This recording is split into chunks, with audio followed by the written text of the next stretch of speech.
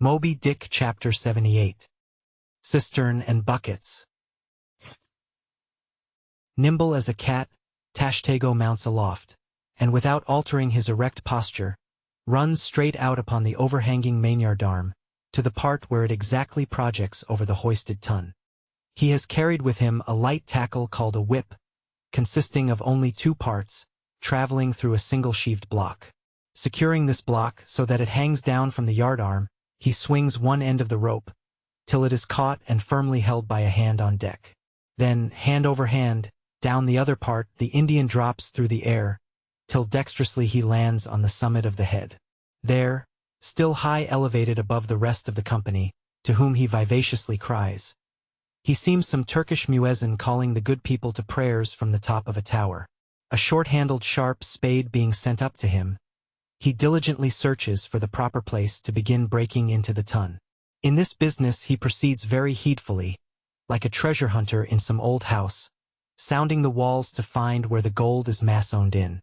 By the time this cautious search is over, a stout iron-bound bucket, precisely like a well bucket, has been attached to one end of the whip, while the other end, being stretched across the deck, is there held by 2 or 3 alert hands.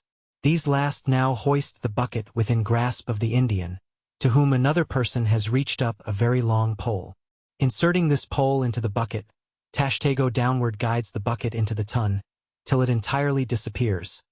Then giving the word to the seaman at the whip, up comes the bucket again, all bubbling like a dairymaid's pail of new milk. Carefully lowered from its height, the full-freighted vessel is caught by an appointed hand, and quickly emptied into a large tub.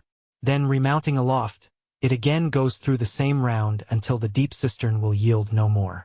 Towards the end, Tashtego has to ram his long pole harder and deeper into the ton, until some 20 feet of the pole have gone down. Now, the people of the Pequod had been bailing some time in this way. Several tubs had been filled with the fragrant sperm, when all at once a queer accident happened. Whether it was that Tashtego, that wild Indian, was so heedless and reckless as to let go for a moment his one-handed hold on the great cabled tackle suspending the head, or whether the place where he stood was so treacherous and oozy, or whether the evil one himself would have it to fall out so, without stating his particular reasons. How it was exactly, there is no telling now, but on a sudden, as the 80th or 90th bucket came suckingly up, my God! Poor Tashtego, like the twin reciprocating bucket in a veritable well, dropped headforemost down into this great ton of Heidelberg, and with a horrible oily gurgling, went clean out of sight. "Man overboard!" cried Daggoo, who amid the general consternation first came to his senses. "Swing the bucket this way," and putting one foot into it, so as the better to secure his slippery handhold on the whip itself, the hoisters ran him high up to the top of the head, almost before Tashtego could have reached its interior bottom. Meantime there was a terrible tumult. Looking over the side, they saw the before lifeless head throbbing and heaving just below the surface of the sea, as if that moment seized with some momentous idea, whereas it was only the poor Indian unconsciously revealing by those struggles the perilous depth to which he had sunk. At this instant, while Daggoo, on the summit of the head, was clearing the whip, which had somehow got foul of the great cutting tackles, a sharp cracking noise was heard, and to the unspeakable horror of all, one of the 2 enormous hooks suspending the head tore out, and with a vast vibration the enormous mass sideways swung, till the drunk ship reeled and shook as if smitten by an iceberg. The one remaining hook, upon which the entire strain now depended, seemed every instant to be on the point of giving way, an event still more likely from the violent motions of the head. Come down, yelled the seaman to Daggoo, but with one hand holding on to the heavy tackles, so that if the head should drop, he would still remain suspended. The Negro, having cleared the foul line, rammed down the bucket into the now collapsed well, meaning that the buried harpooner should grasp it and so be hoisted out. "In heaven's name, man," cried Stubb, "are you ramming home a cartridge there? Avast! How will that help him? Jamming that iron-bound bucket on top of his head. Avast, will ye? Stand clear of the tackle!" cried a voice like the bursting of a rocket. Almost in the same instant, with a thunder boom, the enormous mass dropped into the sea, like Niagara's table rock into the whirlpool. The suddenly relieved hull rolled away from it, to far down her glittering copper, and all caught their breath as half swinging, now over the sailors' heads, and now over the water. Daggoo, through a thick mist of spray, was dimly beheld clinging to the pendulous tackles, while poor, buried alive Tashtego was sinking utterly down to the bottom of the sea. But hardly had the blinding vapor cleared away, when a naked figure with a boarding sword in his hand was for one swift moment seen hovering over the bulwarks.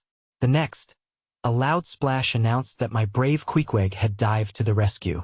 One packed rush was made to the side, and every eye counted every ripple, as moment followed moment, and no sign of either the sinker or the diver could be seen. Some hands now jumped into a boat alongside, and pushed a little off from the ship. "Ah! Ha!" cried Daggoo all at once, from his now quiet, swinging perch overhead, and looking further off from the side, we saw an arm thrust upright from the blue waves. A sight strange to see, as an arm thrust forth from the grass over a grave. "Both! Both! It is both!" cried Daggoo again with a joyful shout, and soon after, Queequeg was seen boldly striking out with one hand, and with the other clutching the long hair of the Indian. Drawn into the waiting boat, they were quickly brought to the deck. But Tashtego was long in coming to, and Queequeg did not look very brisk. Now, how had this noble rescue been accomplished? Why, diving after the slowly descending head, Queequeg with his keen sword had made side lunges near its bottom, so as to scuttle a large hole there. Then dropping his sword, had thrust his long arm far inwards and upwards, and so hauled out poor Tash by the head. He averred that upon first thrusting in for him, a leg was presented, but well knowing that that was not as it ought to be, and might occasion great trouble, he had thrust back the leg and by a dexterous heave and toss had wrought a somerset upon the Indian, so that with the next trial, he came forth in the good old way, head foremost. As for the great head itself, that was doing as well as could be expected. And thus, through the courage and great skill in obstetrics of Queequeg, the deliverance, or rather delivery of Tashtego, was successfully accomplished in the teeth, too, of the most untoward and apparently hopeless impediments, which is a lesson by no means to be forgotten. Midwifery should be taught in the same course with fencing and boxing, riding and rowing. I know that this queer adventure of the gayheaders will be sure to seem incredible to some landsmen, though they themselves may have either seen or heard of someone's falling into a cistern ashore, an accident which not seldom happens, and with much less reason too than the Indians, considering the exceeding slipperiness of the curb of the sperm whale's well. But, peradventure, it may be sagaciously urged, how is this? We thought the tissued, infiltrated head of the sperm whale was the lightest and most corky part about him, and yet thou makest it sink in an element of a far greater specific gravity than itself. We have thee there. Not at all, but I have ye. For at the time poor Tash fell in, the case had been nearly emptied of its lighter contents, leaving little but the dense tendinous wall of the well, a double-welded, hammered substance, as I have before said, much heavier than the sea water, and a lump of which sinks in it like lead almost. But the tendency to rapid sinking in this substance was in the present instance materially counteracted by the other parts of the head remaining undetached from it, so that it sank very slowly and deliberately indeed, affording Queequeg a fair chance for performing his agile obstetrics on the run, as you may say. Yes, it was a running delivery, so it was. Now, had Tashtego perished in that head, it had been a very precious perishing, smothered in the very whitest and daintiest of fragrant spermaceti, coffined, hearsed, and tombed in the secret inner chamber and sanctum sanctorum of the whale. Only one sweeter end can readily be recalled, the delicious death of an Ohio honey hunter, who seeking honey in the crotch of a hollow tree, found such exceeding store of it, that leaning too far over, it sucked him in, so that he died embalmed. How many, think ye, have likewise fallen into Plato's honey head, and sweetly perished there?